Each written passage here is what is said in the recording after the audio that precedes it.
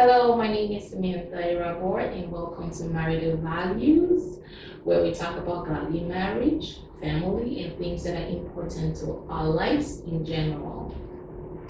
So today we'll be talking about how to stay strong after losing a spouse.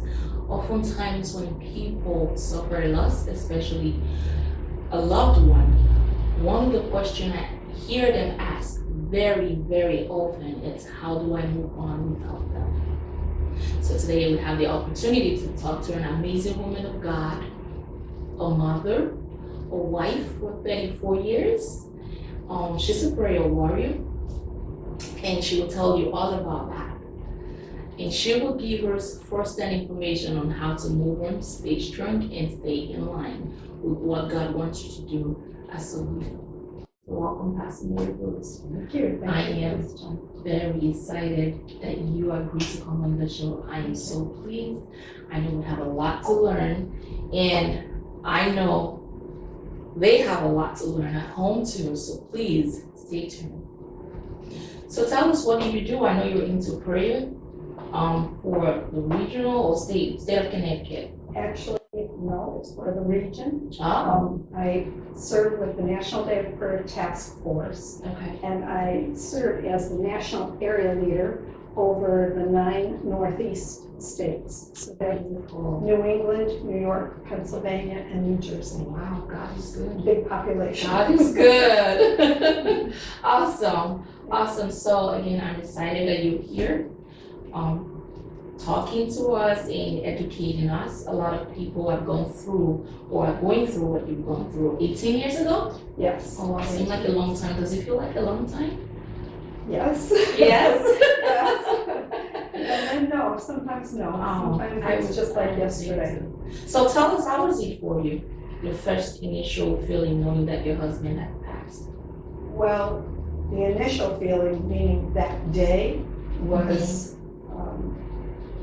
probably, I want to say, busy disbelief, because he had been sick for just a short time, 6 weeks. Oh, so it was And it was very sudden. It seemed sudden. And he was young at the time. He was 56. And he was the bull of the family.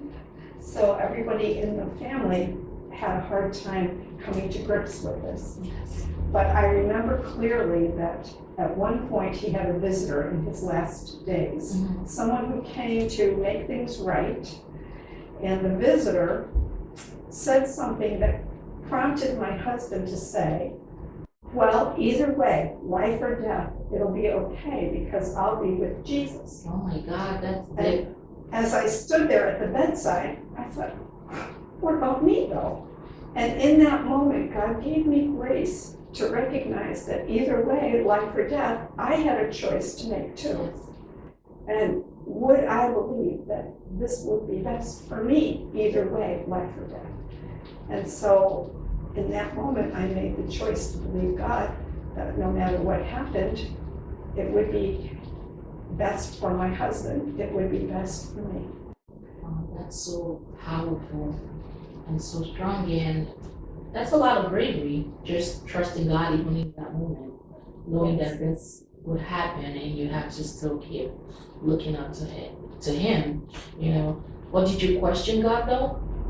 Did you seek for answers? I know you just quit your job as a nurse. I had just 1 month earlier, as a matter of fact, the day I came home from my last day of work is the day my husband was sick on the couch when I got home. So I had just quit my work because we had determined that I was taking on this new role as the national area leader. So you were pursuing ministry. I was For pursuing God. ministry for God. And I had been a state coordinator, but now this was a bigger level of administration. And I was pursuing that full time. And that happened. that happened. A lot of people will probably feel like maybe I made a mistake or something, because they will say like, God, I'm doing this for you and I'm doing what you want me to do, and now I'm losing a spouse or my spouse is sick, you know? So that would be really tough. It was a challenge.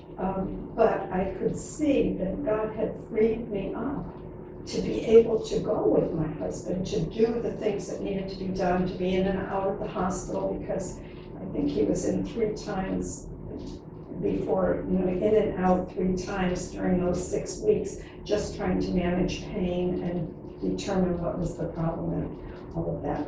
So I could see there was no way I could have worked full-time while all of that was going on. And it was interesting because one of my sisters was complaining when I quit my job, and she kept saying, Mary, you shouldn't have quit, you shouldn't have quit, that was foolish, why did you do that? You could have waited, and then later, after he passed away, she came and she said to me, Mary, I'm sorry, it was right that you were freed up to be with your husband in these last days. So I was blessed in that way to have been directed by the Lord, because I do look at it. The job that I quit was either quit or be laid off. Oh. And it was really a That wasn't the right thing, the right place to be. it was a battle Mhm. in the spirit realm that I saw I needed to leave. Well, that's why it's important to hear the voice of God Yes. and have the spirit of discernment, because a lot of people will be confused at that point, Mhm. especially when you have a lot of things to do with finances and you're not even, you don't know exactly where you're going in ministry, even though God gives you a picture, Yes. but trusting God and just saying, God, I'm letting go and I'm going with you. That's a lot of bravery, and a lot of strength to do that. I feel like that's, God gave that to me. It Yes. was all God Yes. given. So, and it was just one step at a time. I think Little by so. little. I think so too. But did you ever put ministry on hold during all this time where your husband was sick, and when he passed, did you ever put ministry on hold?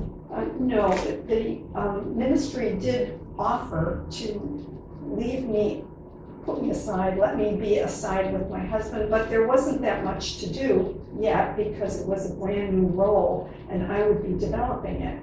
And so in the course of that time, those 6 weeks, there really was not a lot of pressure on me as far as that ministry was concerned or the development of the role was concerned. However, he passed on the Friday before 9/11. And so Monday was his memorial service and Tuesday was 9/11.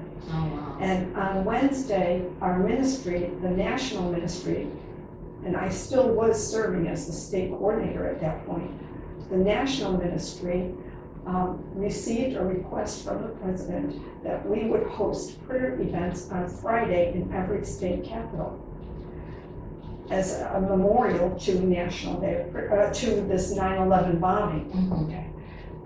And so I remember wrestling with that. That request came on Wednesday afternoon, and I was like, oh, can I do that? Can I go host a prayer event in the state capitol on Friday? I'm a widow. Mhm. I don't know if that's acceptable. Let me think about this. And I wrestled with it. And then on Thursday, I was still wrestling with it. It's a funny thing now. I look at it and I say, well, what will my mother say if I do this? And, it's outside of, how could I do this? But on Friday morning, I felt in my heart that I was to call 2 different people who worked in Hartford Mhm. and say, could you just meet me at the Capitol? And the 3 of us will pray together. I had already received 8 prayer points that we wanted to cover. And I just took that piece of paper and I thought, well, I'll see. Well, they both said, okay. They emailed back, okay. So we agreed to meet at 12 noon. I called the state capitol to tell them I was coming in. This was the routine if you were going to do anything at the state capitol. And I followed the routine and I called the Capitol Police and they said, don't come, go to this church. We're sending the governor has already dismissed everybody to go at 11:30 to this church for a prayer vigil Yes. related to 9/11. So don't come. But I had already told these other two people, I said, well, it'll just be the three of us. Don't worry, I have to come because that's what the call was to me, to do something at the state capitol. So when I got there, I looked and I said, you know, you can see in the windows of our state capitol, you can see into the windows from the street. And I looked and I thought, wow, there's a lot of people in there. I wonder what's going on. And when I walked in, first of all, I only knew one person face to face that I had called. She was my prayer partner and we had often walked to the Capitol. The other one was a businessman in an insurance company that I heard had done National Day of Prayer in the past. So I just figured I'll get to meet him face to face. And when I walked in, people were saying to me, are you in charge? And because I had a paper, I think that's why. And I said, are you here for prayer? And they said, yes, we're here for prayer. And I'm saying, like, are you Andrew? No, that's not Andrew. Are you Andrew? No, that's not Andrew. Is Andrew here? Andrew? No one answered to that name and answered my call. So one lady says to me, well, can we say the Lord's Prayer? I said, can you lead it? She said, yes. I said, okay, when the time comes, you can lead it. And someone else said, can we sing God Bless America? And I said, can you lead it? By the time comes, you can lead it. And in the meantime, I began tearing those eight thing into little slabs. And my friend came and I said, can you pray this prayer? Yes. And now someone else. Now you're beginning to re-strategize and to pray out loud. Yes, can you pray out loud? And I just handed these out and we had ourselves a prayer meeting. There were 200 people there. Wow. And what had actually happened is the one who worked in business, he said to his boss in the insurance company, can I send this out to the people who might want to come at lunchtime to the prayer? That boss went ahead and distributed it to the entire company, who then someone else sent it to another company, and their, insurance companies are big in Hartford, and someone else sent it off to a third insurance company. So there were actually people from three of the major insurance companies there that showed up, and that's where the 200 people came from.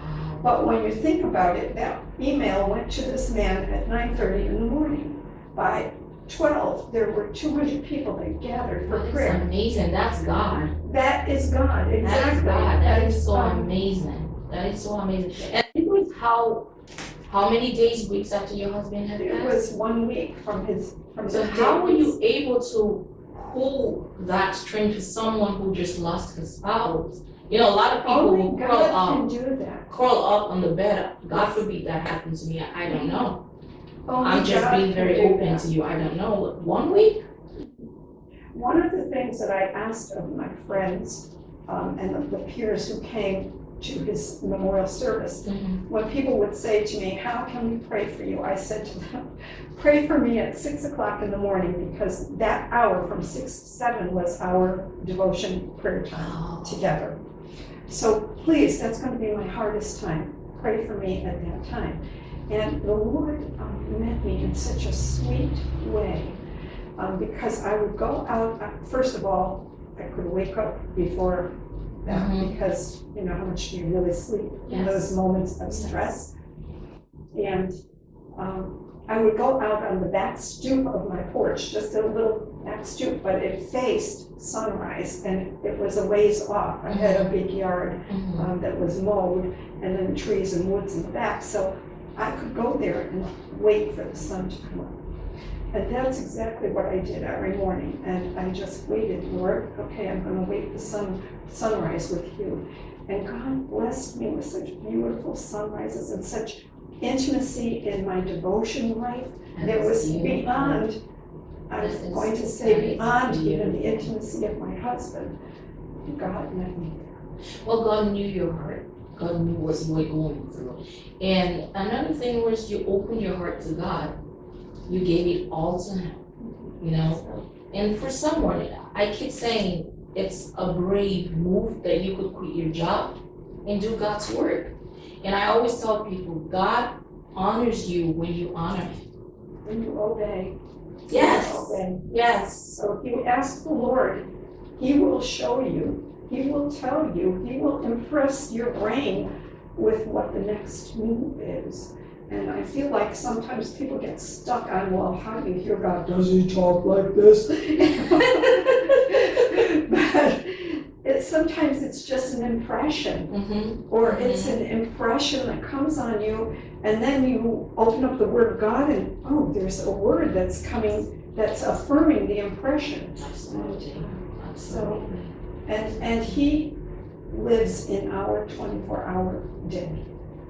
We love to plan out, and we can live in the past, but God lives in our 24-hour day. That's So so if true. you give it to him, you know, I'm a list maker. I love to make my list. I get up in the morning with the Lord, and I have a little piece of paper next to my Bible, because you know the distractions come to take you away. So I always write the distractions down. Well, that's smart though. That's smart that you would do that. When you write the distractions down, they're no longer in here, they're out there, and you can say, I'll take care of you later. Well, something to take home. I guess I should start doing that.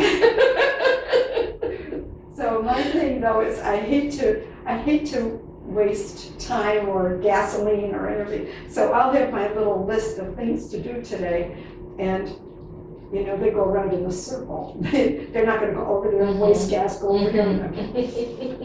But then when I get my list, I love to give it to the Lord and say, I give you permission to interrupt my list today. Wow. And when the interruptions come, then I know it's God, and I want to look around and say, oh, what is it? I'm supposed to pray for something here, or I'm supposed to speak something here, or you got me here for something. What is it, Lord? So my interruptions become God moments. And I think every one of us can do that, especially the list makers. Well, yeah, that is so powerful. That's so powerful that you would even ask God. That's some of us would probably not even, remember at that moment, until after. So apart from praying together with your husband, you definitely were meeting was a big part of your life. Big part of your children's life. So at that time when those emotions come and know that I do actually miss my husband because we do these things together, what do you do to move forward? What do you do to overcome those, not necessarily overcome them because you can't really overcome them, but what do you do to keep strong and just keep going on? Well, I think my family helped me, the Lord helped me through that early widowhood time. My mom helped me. She gave me some money, which my husband took care of all the money, so I didn't know really how to even deal or handle money. I was married right out of nursing school, and it just all came, the money came in, it went to him, he was able to manage it. He was a fine manager of money. Wow. But I wasn't. So I had my mistakes that I made, but God brought me through that. I would just say that truthfully, the ministry needs, especially that time when 9/11 hit, it occurred to me there could be so many young widows. Yes. I want to be ready to help young widows. And I remember clearly someone trying to give me a book on how to grieve. And I said to him, I really don't want that book, thank you very much. I want to write my own book. I want to write myself. And I really journaled intensely in those first couple of years. So let's talk about your book. What is it about? It's about what I see as a calling. Widowhood is a calling to leadership. And it's not like something we plan to be a leader on. When women get married, they don't think, okay, I gotta get ready to be a widow. Nobody thinks like that. No, Okay. Absolutely not. But once you become a widow, in that moment that your spouse passes, you have now stepped into a calling from God. You have now become the leader of your family, the leader of your home. The leader, some of my friends became the leader of their husband's manufacturing company. Well, there's a big one for you. Yeah. Okay, the leader of his business. Like you have every responsibility on you now. The decision That's a higher making of all of that. position Exactly. for you. And that's what I see it as, a calling to leadership. And you know, we can volunteer for things, but when you're called by God, it's not a volunteer position. It's not something you can say, oh, I don't think I'll do it today. Okay, volunteer position is something you can do. So I addressed that whole issue of what is the difference between a calling and a volunteer position, and also about grief and some of the sad, but also some of the silly moments of grief. For me, I had a period of time, initially in my first few months, I kept waiting for grief to hit me. Oh. You know, like it's going to, honestly, I pictured it like a manhole, a dark manhole without the cover, and it followed me around. This manhole followed me around. Where I went, the manhole was right behind me. In case I step back, I'm going to step back Oh my into God, this that's grief. so funny. Right. But then one day I was sitting at a beach in Massachusetts, near where my son was living at the time. And I remember I was sitting there watching the sun come up. And I thought, manhole's back there. What if it becomes like a big paper bag and it comes right up over the top of me? And now I'm in the dark, in the upside down manhole. And in that moment, I heard the voice of the Lord. I heard Jesus saying, Mary, I'd be in there with you. And that was the end of that. So would you think those were just your imaginations? No, I don't think it's my imagination. I believe it's God impressing me. And that time I heard, I'd be in there with you. So did you actually grieve? I did. The first few days of any widow's experience, there is such a spirit of grace. Grace comes on anyone who is dealing with death, immediate death in a family. There's a measure of grace that comes from the Lord on every single person, whether they know the Lord or not. And so in those first few days, I remember one, like the third or fourth day, standing in the shower thinking, it is wet all over me. I have cried. I'm still crying, but my eyes are dry. Oh, wow. They feel like they're dry, like I'm cried out. Like you're empty inside. Like I'm empty of the tears, no more tears. So yes, I had my moment of grief, my times of grief, and I had many times when I made scary mistakes that only God could deliver me from. Thank God, I'm thanking Him. And also times of recognizing how much I depended on my husband. Not just for the financial business, but he liked to do the grocery shopping. Wow. So it took me about 2 months for the freezer to empty out, and now I'm starting to say, how do I buy, what's a chuck roast? And how do you find them? How do you buy it? So I'm still not good at buying meat, but you better. You better. I'm better now. You're better, because it's been a while that he's been going for. It's been a while that he's been going for. So your kids, how did they take it? How were you able to manage that? Because you're not the only one who just lost your husband. They just lost your father too. How were you able to manage that? Knowing that you had your own emotions and now your children have their own emotions. Well, both of my children were outside of the home by that time. So my daughter was 22 and she was working, she worked about 35 minutes away from me, and she lived also 35 minutes away from me. So she already had her own apartment and her own work, but her boss was stepped in. I mean, God allowed him to become a father image for her. Well, God is good. Yes. And so he was a father of 3 daughters himself who were already grown and gone. And so he really had compassion on her many times. I'm sure there were many times he didn't, but I know him now, and I thank God for him. So for her, that was one thing. My son, on the other hand, he had been home. He had gone to college, then he had come home for a year from college, and that was the year my husband got sick. And no one expected such a quick death. Yes. So in August, my son went back to college he was going back to go back into college again, start up again. And then my husband passed away the second week of September, so he was like into his fourth week of college.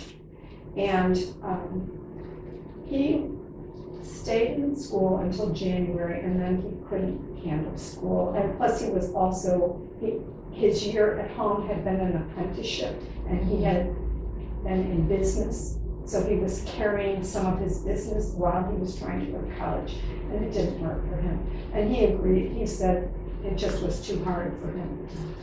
But again, I saw that the Lord put a pastor and his wife in the realm of my son and at that time fiance, and they became like those substitute parents while my son was living upstate. That's wonderful. So I feel like there are still times when together, when I'm whether with my daughter or with my son, we have still moments of grieving, moments of loss. Is that ever going to go away though? I don't think it's ever so. gonna go away. It's always going to be part of the fabric of our lives. Yes. We have been through a loss and we have moved on. And yet there's always going to be that history of the loss. So let me bring you back a little bit. Even though it was kind of sudden, 6 weeks, and you knew it was going to happen, right? Did you and your husband do things together just to prepare your mind for when it actually happens, or you just waited till it happened? My husband did. He had a dear friend who was a lawyer. Okay, they had gone to high school together, and the 2 days before my husband passed, the lawyer came over and he said, I'm taking him out now. The lawyer was walking with a walker. And he said, I'm taking him out. And I said, out? And he said, yes, I'm taking him out. And Ron said, I'm going. And so the two of them with their walkers walked out to the car, got in the car. And when he came back about 5 hours later, the lawyer said to me, don't give him any pain medication for a while. He's had enough. We've been in my basement. He used to make his own wine. So they had a time together in the basement and tasting wine. But after my husband passed away, that lawyer came, he did everything. Truthfully, I had just sold my home last year, and I did not realize all the work that went into taking care of me legally for the sake of that whole situation. I didn't see it until it was time to turn the house over to somebody else. So he actually did prepare the ground. He prepared everything. For 2 years, that lawyer helped me. That is wonderful. Yes. That is very wonderful. And he just would call me up, Mary, come over, I need you to sign something, do this, do that. And I put my trust in the Lord, I put my trust in my husband's friend, but what a friend he had. Yes. He had a very devoted friend. Did you consider remarrying though? For a long time, I wanted another partner. It wasn't so much marriage, but my husband was in ministry with the Gideons. I was in ministry with National Day of Prayer. We were both at the state level until January of that year, when both of us were bumped up to a larger responsibility. And mine didn't start until after he passed away, but his had already started. And so we would pace each other. In other words, if I had a project, if I was working on National Day of Prayer, it comes around once a year, okay, I need a lot of paperwork, we're gonna do this, we're gonna do that, envelope stuffing and all that. Yes. He would help. When he had his things, I would help. So we were partners together in ministry. Oh yeah, he was an evangelist, really. He was a good man. And so we helped each other in that. So that partnership was very hard. That's a very hard partnership, a ministry partnership to break. That's almost harder than marriage, honestly, because that was Lord initiated, you know. So, at the time when it passed, I realized that when people suffer loss, especially believers, when people visit them or send them a message, and one popular statement that I've heard them say, God knows why, God had a plan. Did you have people that said all that to you, and how did it come to you at the moment?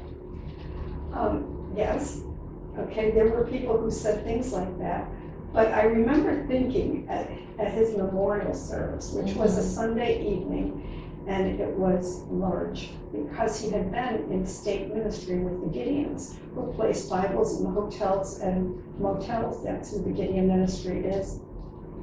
And the night before his memorial service, that Sunday night, there were about 85 men from around the state who came. And I had asked them one thing: would they group and sing "Blessed Be the Tie That Binds"?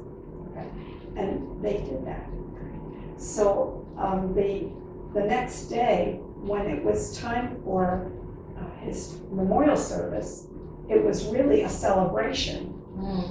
And it was hard for other people. And I remember standing in the line there and thinking, who's comforting who? Wow. Am I comforting them, or are they comforting me? It didn't really matter. It's amazing. It didn't matter. And again, that's all just God. That's We know God. that. That's God, and that's the grace of God. We don't have the strength. We can't pull the strength from anywhere else other from God.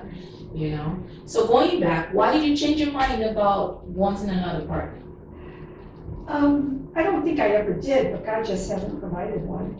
Okay. And, I think I went through these tantrums periodically. I need help, I need more, I can't do this. Even with a husband, I think we still have that. Okay. So don't worry about it. Okay. Sometimes we still have that tantrum. So Uh-huh. it's okay to do that. It's totally okay to do that. And I don't know if God were to bring someone now that, Would you be open to it?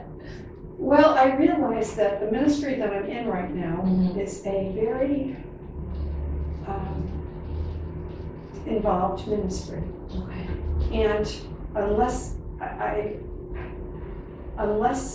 someone is willing to pace, in other words, if it's somebody else who's in ministry, I can help that person and this person. Okay, that we know how to do, but I don't know if that necessarily is marriage.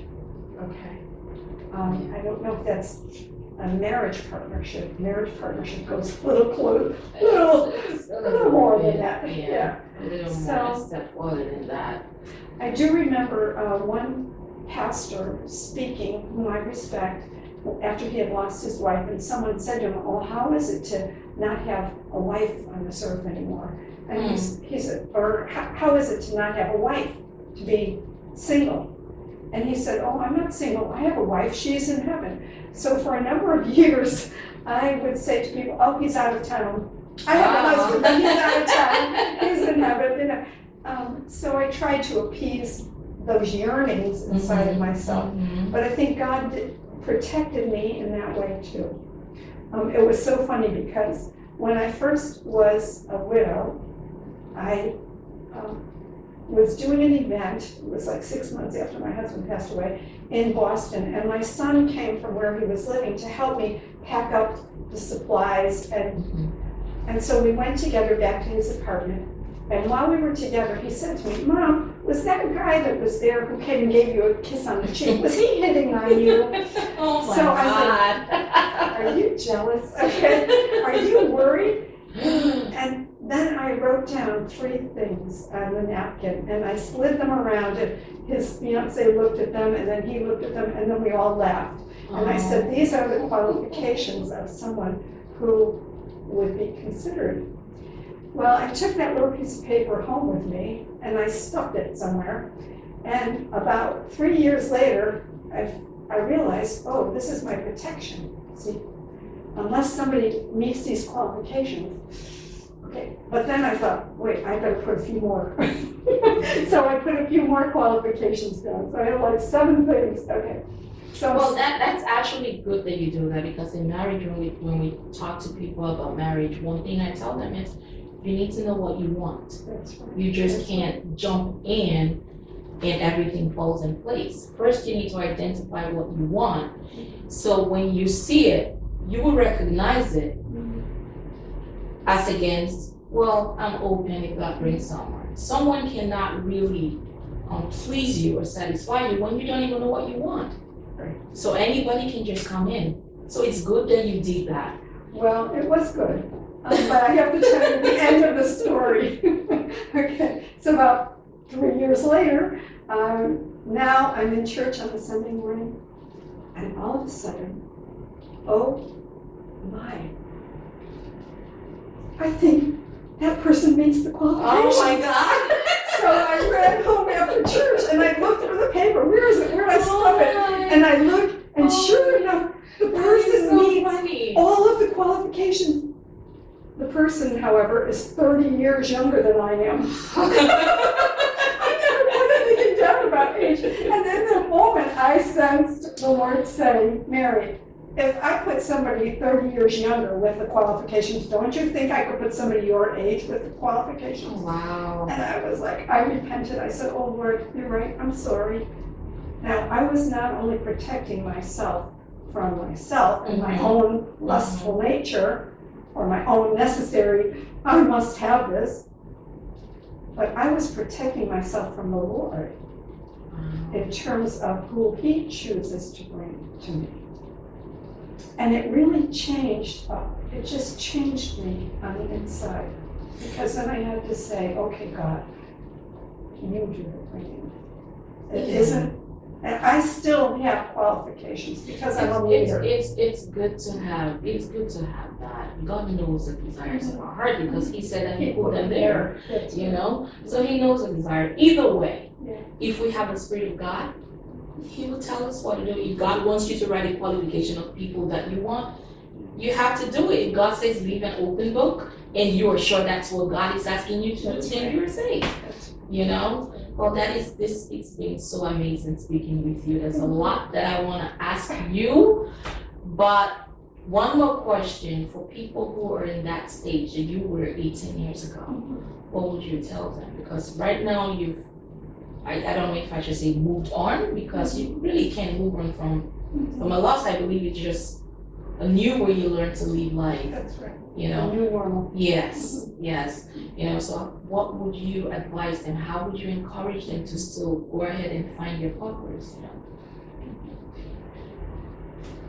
I think that people need to rely upon the Lord, first of all. Intimacy with the Lord, get into the Word of God, journal, write the letter to the Lord, write it all to the Lord, your cries, your pain, your issues, write it all down, because sometime someone may benefit from it. And we don't know who that would be, but sometimes someone may benefit from it. So I would encourage people widows to journal. I would encourage widows to find an accountability partner, because that's what really happens also, is your accountability to who you are is gone. Even men who have lost their wives too. That's right. They need to hear That's this. right. You know, a loss is a loss. Find an accountability partner. So I have a prayer partner that we were praying together for a number of years over the National Day of Prayer ministry. But then she moved out of the ministry, and she became an accountability partner to me. She knows my ups and downs. When I've been through things, she said, Mary, didn't we just pray about this last year? Didn't we just pray about this last month? And we meet every Wednesday morning from 7:30 to 9, and I think we've missed maybe 5 in the last 22 years.